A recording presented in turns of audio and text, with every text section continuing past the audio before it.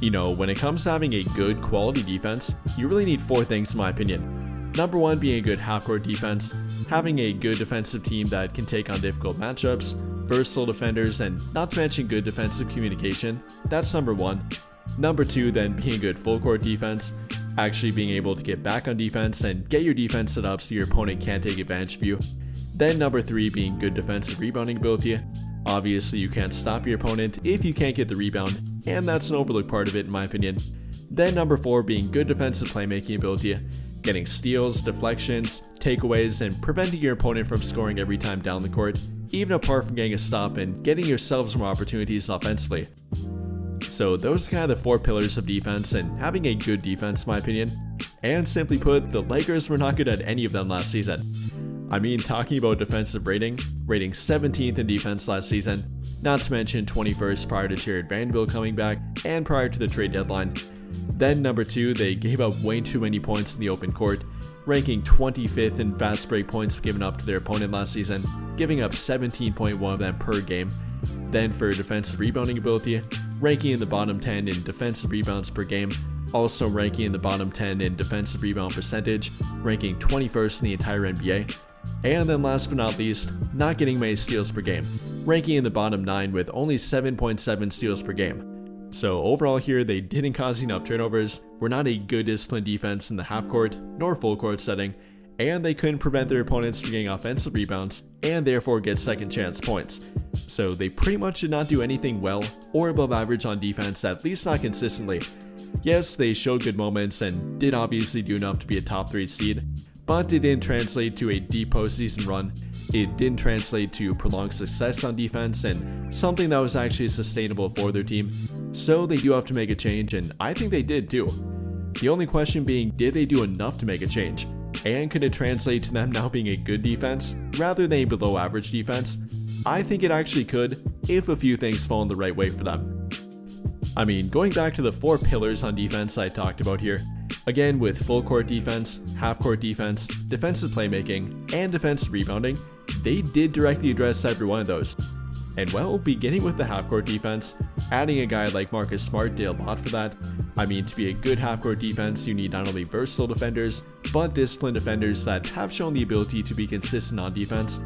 Adding a guy like Marcus Smart did a lot for that. Adding another reliable big man like DeAndre Ayton, who although can be a bit inconsistent, has shown to be a plus defender, is an upgrade at the front court spot for them and at that last line of defense.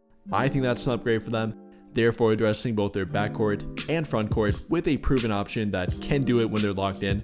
And even possible guys like Jake LaRavia, who could help, has shown good moments and could be a good versatile wing option for them. And all around, they've addressed their half-court defense, maintained guys like Jared Vanderbilt, who is entering the season healthy, Marcus Smart entering the season healthy, Luka Doncic even losing weight and looking more committed to defense during the Eurobasket competition. I think they did directly address their half-court defense, and that was actually probably the best part of their defense last season.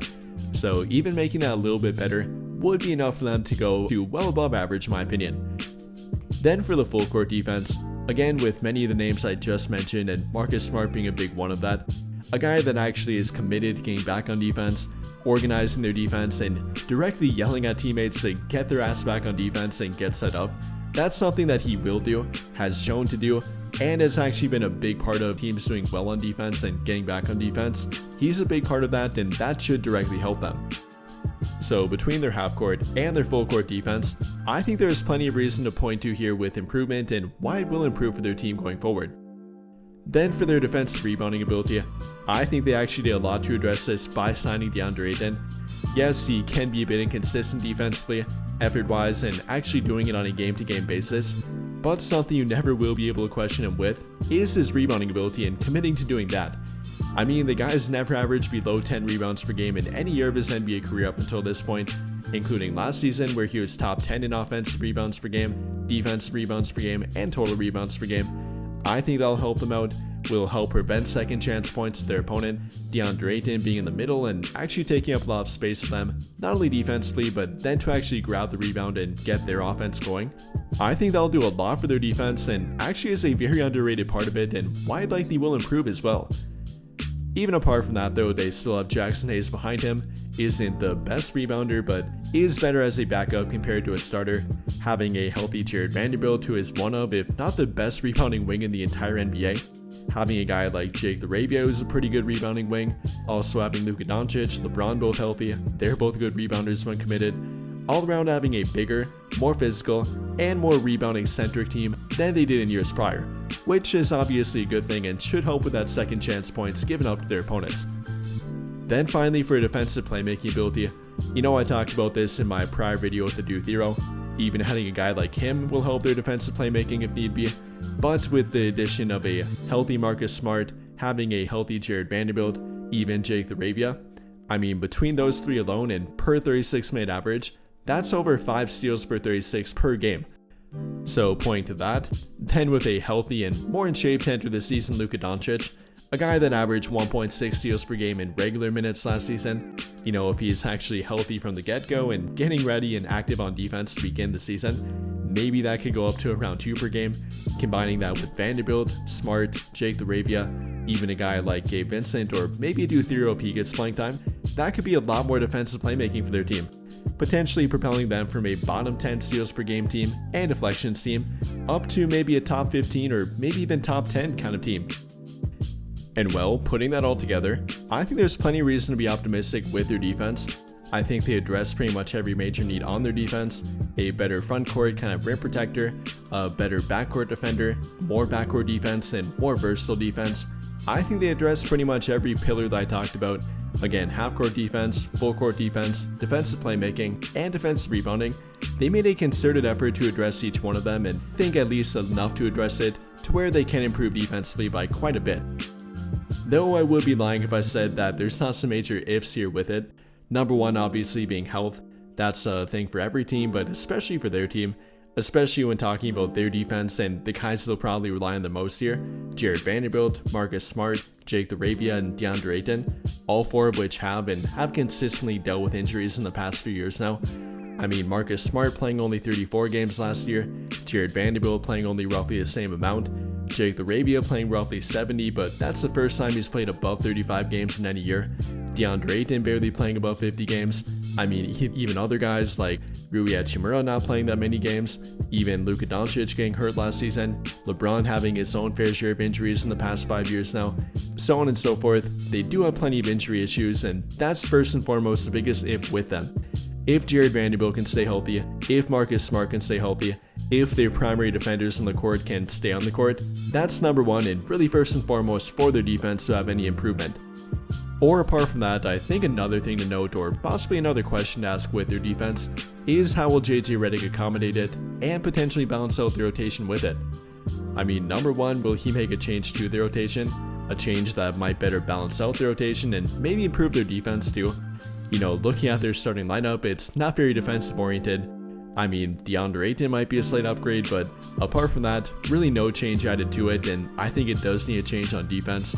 Adding in a more versatile, better defensive option, a guy like Marcus Smart and or Jared Vanderbilt, even splitting those two up from coming off the bench together, separating and staggering their minutes a bit, really for the benefit of the defense by having one of those two on the court at pretty much all times throughout the game.